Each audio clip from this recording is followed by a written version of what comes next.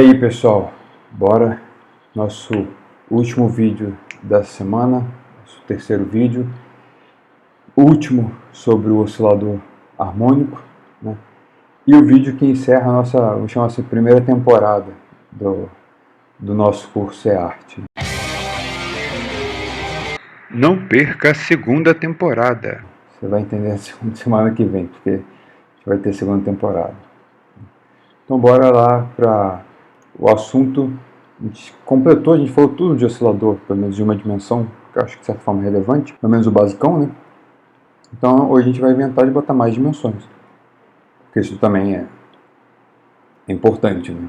Por exemplo, você tem uma molécula, uma coisa, uma rede, digamos, tridimensional, tem um carinha vibra. Então ele vibra, por exemplo, em 3 dimensões. Então você tem um oscilador para cá, para lá, para cá. Então ele vai ficar um negocinho meio doido.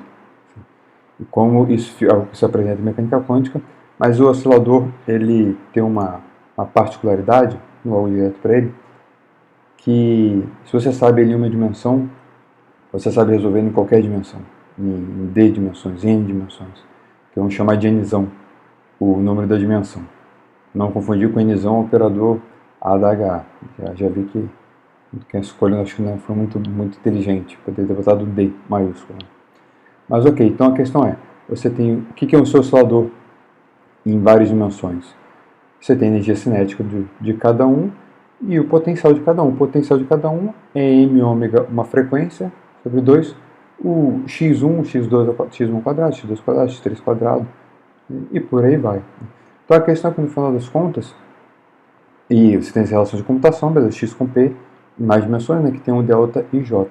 No final das contas, esse oscilador em n dimensões, você pode escrever como uma soma de hamiltonianos, de n hamiltonianos, de oscilador em uma dimensão. Essa é a particularidade do oscilador. Por exemplo, isso é porque esse potencial quadrático é a força linear. Né? Na verdade, quer dizer assim, a interação é r ao quadrado. E esse r ao quadrado independe de sua dimensão. Né? A dimensão é 1, tudo bem, x ao quadrado. Se a dimensão é 2, é x ao quadrado mais y ao quadrado. 3, x ao quadrado, y ao quadrado, z ao quadrado. Por aí vai. Agora, por exemplo, vamos supor um potencial tipo colombiano, 1 sobre r. Né? Então, em uma dimensão, um potencial é 1 sobre x. Em duas, é 1 sobre raiz de x ao quadrado mais y ao quadrado. Para que esse problema é completamente diferente de 1 sobre x. Né? Em 3 dimensões, 1 sobre raiz x ao quadrado mais y ao quadrado mais z ao quadrado. Isso não dá para dividir esse potencial em um potencial colombiano para x, mais para y, mais para z. Entende a diferença? Né? Então, é um oscilador muito particular que você consegue fatorizar ele completamente. Né? O seu hamiltoniano é uma soma de hamiltonianos. E como o resto, essa relação, a gente escreve essa, né? Mas na verdade a relação completa é isso. Né? X com P, X com X, P com P. X e P comutam entre si, e repara que X com P também comutam entre si para coordenar para direções diferentes. Né? X1 com P2 é 0.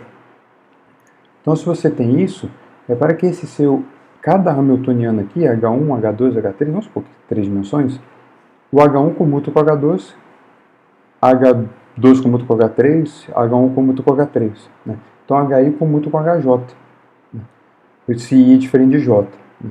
Isso é automático porque você pega 1 com 2, o 1 tem P1 ao quadrado, X1 ao quadrado, o 2 tem P2 ao quadrado, X2 ao quadrado. Mas P com P comuta, X com X comuta, P1 com X2 comuta, e X1 com P2 também comuta. Então tudo vai dar zero, é trivial. Na verdade, esses caras estão todos no CCOC. Todos comutam entre si, e o seu hamiltoniano é a soma deles, mas ok. Então, como eles formam o CCOC, quer dizer assim, que o seu o autovetor de energia do H, né, ele é autovetor de energia de H1, H2, H3 e por aí vai. Então, se no H1 dá é 1, H2 dá 2, H3 dá 3, por aí todo mundo vai. No H, digamos, eu vou escrever aqui, né? Mas vou voltar nisso. Então, como o seu H é a soma desse caso, quando você soma esse com esse, esse com esse, aqui vai ficar H1 mais H2 mais HNzão, esse vai ser o H. Aqui vai repetir o vetor, vai ficar E1 mais E2 mais E3 até o Nzão. E então esse número multiplicando o E. Então sua energia do H total vai ser E1 mais E2 mais E3, é a soma de cada oscilador separado. Então aqui já está explicado, já está resolvido. Mas eu vou dar uma engambelada para o vídeo ter... Porque o vídeo tem que ser grande. Tem que ser grande, tem que ser grande. Mas não vai ser muito grande, não. Esse aqui, sei lá, 20 minutos. 20 minutos. Então, bora. Então, como, só no final já resolvi de boca, né? Mas só para como você vai resolver esse cara, você vai definir a e a adaga. Né? Do mesmo jeito para cada um, como você fatorizou, né? Então você vai botar esse índice J para dizer que esse cara está relacionado com XJ e PJ. Então aqui eu estou botando um X0J, é aquela nossa escala, né? Natural, H cortado. É porque a priori cada direção ele pode ser um oscilador isotrópico, né? Ele pode ter uma frequência aqui e outra frequência aqui, né? E ficar oscilando de jeito esquisitão. Então como eu estou considerando que as frequências são arbitrárias em cada direção, então cada lado tem uma escala diferente, né? Porque esse x0 depende da frequência. Eu estou escrevendo x0j, porque aqui é ômega j. É que isso é só copiar. Né? Mas essa parte é interessante, porque como o computador xi com pj é IH cortado delta ij, o HI com HJ vai dar delta IJ. Então, se você pega direções diferentes, obviamente que aqui vai ser x1p2, se eu comentar esse cara com x1 e p1, com um adaga 2 aqui vai ser x2 e p2. E todos esses caras comutam entre si, então vai dar zero. Então aqui tem um delta ij. Então, A com adaga dá zero, se aqui I e J são diferentes. Então, voltando ao nosso hamiltoniano, você escreveu essa soma, escreveu cada um em termos de A e adaga, vai virar essa soma com A e adaga aqui. Então, agora aqui ficou o operador N, e esse N é a dimensão, são coisas diferentes. Né? Seu resultado, seu hamiltoniano é esse. Né? Obviamente, a ideia que já estava mais ou menos pronta, né, de lógica, que você vai, esse cara, ele, como essas coordenadas são, cada direção desse cara, cada HI comuta com um HI comuta com HJ, né? Então, na verdade, a ideia que já estava até botada lá é que você vai resolver cada HI separado, achar o alto estado dele, e o seu cara total, vamos dizer assim, sua energia total vai ser a soma. Mas como a gente implementa isso? Né? É, na verdade, digamos com um produto direto. Né? Esse seu vetor, que estava chamando antes de E, quando eu atuar o cara do 1 aqui vai sair energia 1, quando eu atuar do 2 energia 2, como é que você faz isso? Você faz esse cara assim, né? O produto direto com N1, N2, N3. O que você está dizendo, na verdade, em termos de autofunção, é que sua função de onda é separável. Então, sua função de onda, que seria de x, y, z, é uma função de x vezes de y vezes de z. A função de x vira um oscilador para x, a de y é um oscilador para y.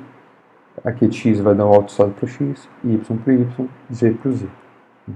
A ideia é essa.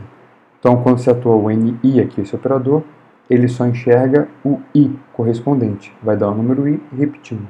Então, esse caso faz referência ao autostado do NI, o I correspondente. E o operador de aniquilação e criação, cada um atua... Opa, aqui faltou a adaga, né? Aqui é o A adaga, mais um, o A menos 1. Então esse cara atua só no cara dele. Né? Então, aqui eu acho que eu não coloquei, não, estou confundindo as turmas, né? Mas vocês já estão manjados com isso, mas quer dizer assim, esse A aqui, I, ele é formalmente assim, ele é operador produto 1, operador 1, 1, até chegar no I, aí ele é o AI, 1. Aí quando você atua esse cara todo aqui em bloco, aqui ele atua 1, aqui atua 1, então não faz nada. Quando você chega no NI, o A atua nele. Aí sai raiz de NI, e aqui vai ficar NI menos 1. E repete tudo. Então vai ficar todo esse cara, de novo, tudo sem mexer, e só aqui vai atuar aqui, o N menos 1. Então aqui a gente escreve assim, N1, N2, tá? NI menos 1, e sai esse número na frente. É assim que esses caras atuam. Então cada um só enxerga o seu correspondente I. Então, quando você atuar esse cara no Hamilton na energia total, no seu autostado de energia total, vai dar energia e repetir o cara. Né? Então, essa energia simplesmente vai ser a soma de cada energia aqui separado. Então, vai ser uma soma H cortado no ômega NI. Então, esse é o seu autostado de energia. O oscilador é muito simples. Né? A energia aqui soma. Você soma energia, pode dizer assim que você... Não vou falar isso, tudo bem. Isso é uma confusão, é um negócio antigo, uma brincadeira antiga.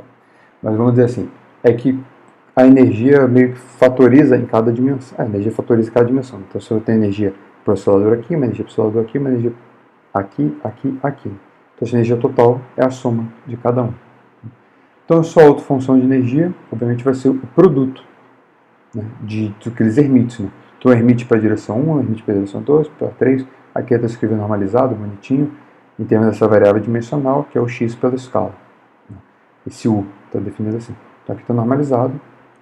Beleza, acabou o problema. Né? Só que tem uma coisa que é legal, que vale a pena a gente discutir antes de encerrar o assunto. É quando esse oscilador ele é isotrópico. O que quer dizer isotrópico? Quando as frequências, pelo menos mais de uma, né? Elas, já que eu vou considerar todas, mas poderiam ser parte delas. Né? Quando as frequências são iguais. Então, se a frequência dessa direção é igual a essa direção, então, digamos, é o mesmo ômega, ele tem a mesma escala nos dois, né? A sua energia, que eu considerei todos, mas poderia ter uma parte diferente e uma parte igual. Não considero tudo igual. Então, naquela só soma, até voltar aqui, essa soma que todo mundo é o mesmo, o seu ômega é o mesmo, então esse cara sai da soma, então vira simplesmente aqui uma soma NI e aqui a soma meio. Então aqui você vai somar meio mais meio mais meio mais meio N vezes, então vai ficar Nzão sobre 2, e aqui vai ficar uma soma do NI. Então vai ser N1 mais N2 mais N3 mais até o Nzinho Nzão. Então essa soma dos Nzinhos, N1 mais N2 mais N3, por aí, eu estou chamando de Nzinho, sem índice nenhum. Então esse Nzinho é a soma dos Nzinhos J. Então repara que aqui é muito claro que você vai ter muita degenerescência. Isso é resultado dessa simetria, porque se as frequências são iguais, você não sabe distinguir agora essas direções. Né? Mas essa degenerescência é um pouco demais. A gente vai conversar um pouco sobre isso. Então esse aqui seria seu espectro, seu estado de energia, né? Para um oscilador isotrópico. Então em uma dimensão, só botar o n igual a 1. Em 2 dimensões, só bota 2, então ficou n mais 1. 3 dimensões, n mais 3 meios. Na verdade, ele tem a mesma cara do oscilador em uma dimensão, você só muda esse fator. E esse nzinho é 0, 1, 2, 3, igual em uma dimensão. Mas é que você tem que ter ideia que esse nzinho, mas ele é a soma de outros números naturais. Então por isso que tem a degenerescência. Tem a degenerescência quando você vai olhar para a energia, porque a energia vai ser o psi do nzinho 1 vezes o psi do nzinho 2 vezes o psi do nzinho 3. Só que a energia só depende do n, que é nzinho 1 mais o nzinho, só depende do nzinho, que é nzinho 1 mais nzinho 2 mais nzinho 3. Então é claro que você tem degenerescência. Por exemplo, n igual a 2. Você tem tipo n1 e n2. Né? Então, a sua energia é a soma N1 mais N2. Vamos analisar a degenerescência desse cara. O estado fundamental, a menor energia possível aqui é esse Nzinho igual a 0. Para esse cara igual a 0, necessariamente o N1 tem que ser 0, o N2 tem que ser 0. Então, vamos chamar esse cara o 0, 0. Então, ele é único. O estado fundamental sempre é único. Beleza. Agora, se o N é igual a 1, o Nzinho, né, igual a 1, a gente sempre está falando de energia, essa energia igual a 1, você pode ter 1, 0, ou 0 e 1. Né? Então, você tem dois estados diferentes com a mesma energia. Então, a degenerescência é 2. N igual a 2, aqui ficou mais interessante. Pode ter 2, 0, 0, 2 ou 1, 1. Isso aqui é bem diferente dos outros. Né? Aqui seria o Hermite 2, o outro é 0. Aqui o Hermite 0, 2. Aqui só trocou que um é por x ou por y, x. Mas aqui Hermite 1, Hermite 1. Para, com funções diferentes. Né? Todos têm a mesma energia. Então, degenerescência aqui 3. É fácil ver que para o n igual a 3, você tem 3, 0, 0, 3, 1, 2, 2, 1. Então, 4. Então, você vai ver que sempre vai ser n mais 1, o grau de degenerescência. Na verdade, você está vendo assim, como você escreve um número natural como a soma de dois naturais. Então, o resultado disso aqui é n mais 1. Só você se convencer, vai fazendo mais casos, você vai ver. E aqui o momento de reflexão. Repare que esse cara, n igual a 2, no plano, no oscilador em x e y, se você começa a aumentar o n, ele fica muito degenerado, ele dá n mais 1. Né? Então, o n igual a 10 tem 11 estados que têm a mesma energia. Então, repare que quando você tem degenerescência, significa sempre, a degenerescência sempre é aquela ideia que você tem que lembrar dos vídeos da primeira semana, é que você tem mais operadores que comutam com H. Né? Então, se atua esse operador no vetor, nesse alto estado de H, ele vai mudar o vetor, mas ele vai continuar sendo alto estado de H. Então essa é a ideia de degenerescência. Então você vai ter vários operadores que comutam com H. Então você vai ter, mas você sabe quando você tem cara comuta com H, você tem quantidades conservadas. Né? As quantidades conservadas são o quê? São simetrias. Então, toda vez que você tem degenerescência no seu problema, começa a aparecer uma degenerescência, então você tem que estar ligado que ali tem simetria por trás disso. Né? Algum tipo de simetria, no caso aqui do oscilador, que se chama de... Algumas simetrias são esperadas, né? Mas aqui ele tem, pelo menos o Landau chama isso de simetria acidental. Né? Então, tipo uma simetria apareceu que não tem uma lógica física simples, igual, digamos, conservação de momento angular, conservação de energia, conservação de momento linear. É um outro tipo de conservação que é estranha, que gera uma outra simetria, né? Que ele chama de simetria acidental. Vamos analisar isso para o caso n igual a 2 daqui a pouco. Né? Vamos só comentar aqui o n igual a 3. Então, para o n igual a 3, mesma coisa, 1, 2, 3, esse aqui é o espectro de energia, esse nzinho, 1, 2, 3. Vamos ver a degenerescência dele. O estado fundamental é sempre único. Né? É a soma, porque esse cara dá zero, cada um tem que ser zero. Agora, por exemplo, para n igual a 1, pode ser 1, 0, 0, 0, 1, 0, 0, 0, 1. Já tem 3. N igual a 2, 0, 0, 1, 1, 0, 1, 0, 1, 0, 0, 1. Então, aqui eu já reparei, aqui já tem 6. Né? Em geral, eu aprendi a calcular isso. Eu vi no Wikipedia e entendi a soma que está lá. Esse cara eu sabia a resposta, mas não tinha pensado como se demonstra. Né? Mas a demonstração é a seguinte, é só a gente usar o resultado que a gente já tem. Vamos supor que N3 está fixo. Esse N é fixo, né? Eu quero saber como eu posso escrever N, fixado o N3, então joga ele para o lado de lá. Então eu quero saber como, uma vez fixado em N3, né? Como eu posso escrever N menos N3 de várias formas diferentes com N1 e N2. Né? Então esse N menos N3 é um número natural. E a gente já viu, então, como eu escrevo N, esse natural, como a soma de dois naturais. Né? Então, é esse cara mais 1. Então, é N menos N3 mais 1. Então, para N3 fixo, mudando N1 e N2, esse número de caras você tem, N menos N3 mais 1, configurações diferentes, dado um Nzinho, dado um Nzinho 3. Só que o N3 também pode mudar. Então, esse N3 ele pode ir de 0 até N. Porque se o N3 é 0, então esse Nzinho é N1 mais N2. Se esses dois aqui são zeros, então Nzinho é N3. Então o N3 vai de 0 até N. Então é só somar aqui. Então aqui o Nzinho é fixo, né? Você tem a soma aqui Nzinho mais 1 somado. Esse cara não depende nada de N3, né? Então é Nzinho mais 1, você está somando isso quantas vezes? Né? De 0 até N. Então Nzinho mais 1, mais Nzinho mais 1, mais Nzinho mais 1, quantas vezes? Tem quantos termos na soma? N mais 1 termos. Então Nzinho mais 1, N mais 1 vezes. Então esse cara é N mais 1 ao quadrado. Sobrou aqui a soma menos, né, soma do N3. Então agora aqui tem o N3. Então N3 igual a 0 dá 0, N3 igual a 1, N3 igual a 2. Então isso aqui é 1 mais 2 mais 3 até N. Isso aqui é manjado. Então esse é N sobre 2, N mais 1.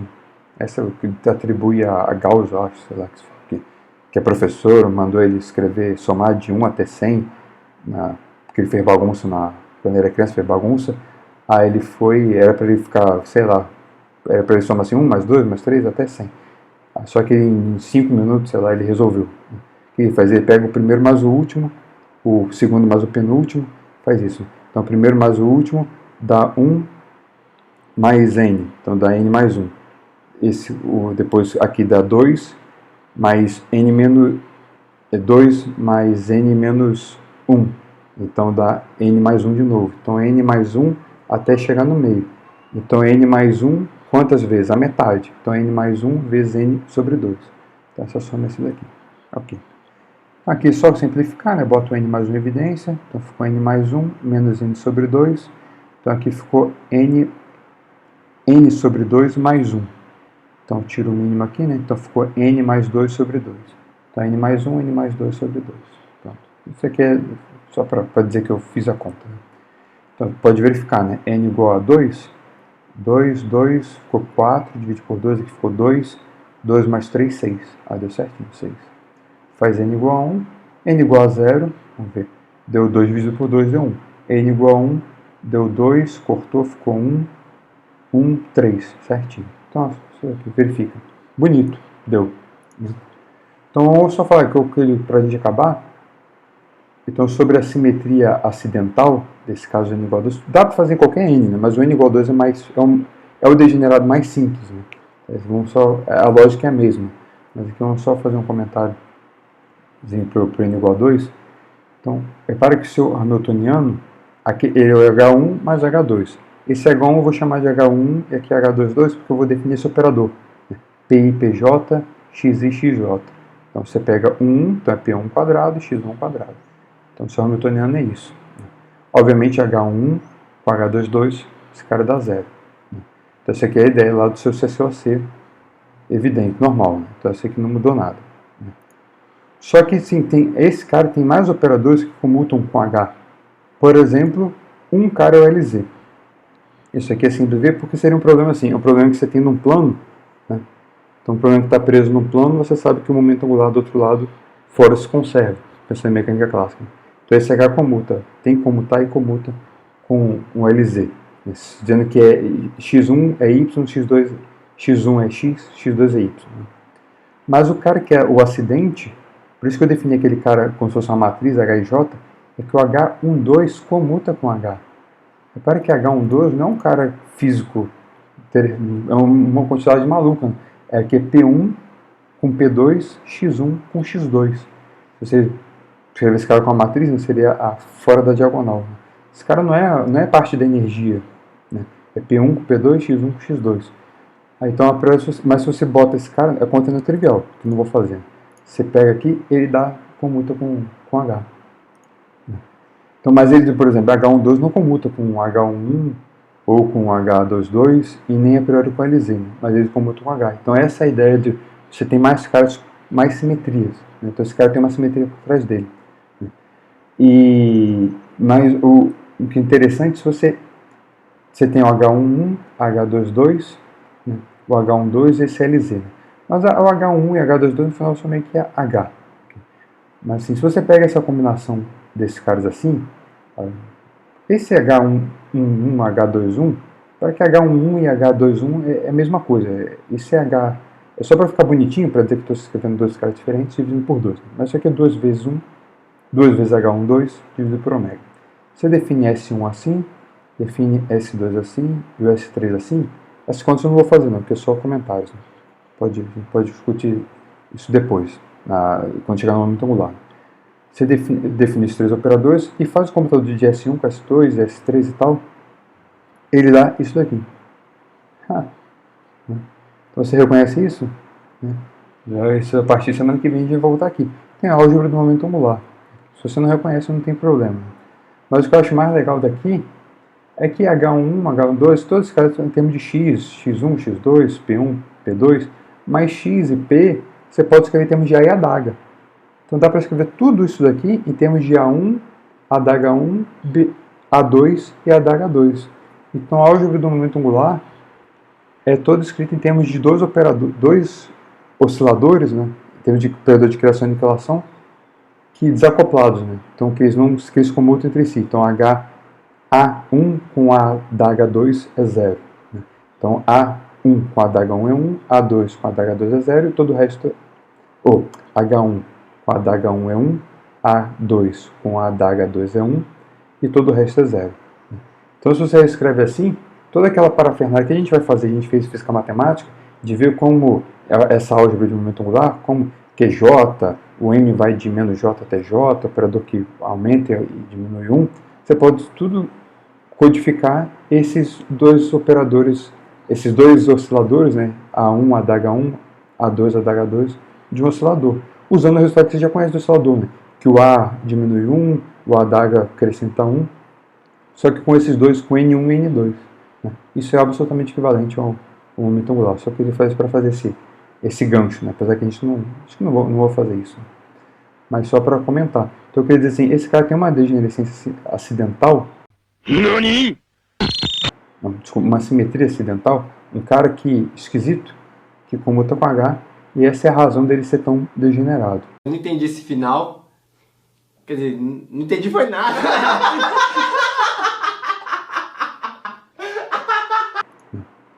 É isso, galerinha. Chega, já deu 25 minutos na área. Com esse vídeo, esse vídeo foi simples, né? Essa parte final foi só comentário. Se ficou achou meio estranho, ou achou confuso, pode ignorar. Né? Mas acabamos a nossa primeira temporada. A partir da semana que vem a gente tem que é a parte de potenciais centrais, né? Que é a parte 3 e 4 do curso. Todo engloba isso, né? Potencial central. Então, potencial central, você sabe que conserva um momento angular. A gente vai começar com o momento angular.